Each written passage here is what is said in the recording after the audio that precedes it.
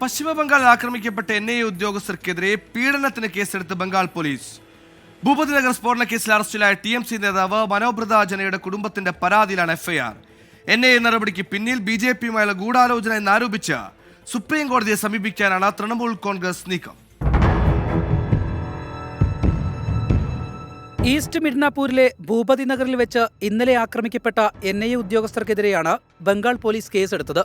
ഭൂപതിനഗർ സ്ഫോടന കേസിൽ അറസ്റ്റിലായ TMC നേതാക്കളിൽ ഒരാളായ മനോബ്രത ജനയുടെ കുടുംബത്തിന്റെ പരാതിയിലാണ് കേസ്. സ്ത്രീകളെ പീഡിപ്പിച്ചെന്നതടക്കമുള്ള വകുപ്പുകൾ ചുമത്തിയാണ് FIR.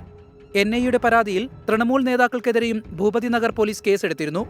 അതേസമയം NIAയുടെ നടപടിക്ക് പിന്നിൽ BJPയുമായുള്ള ഗൂഢാലോചന എന്നാരോപിച്ച് തൃണമൂൽ കോൺഗ്രസ് രംഗത്ത് വന്നു.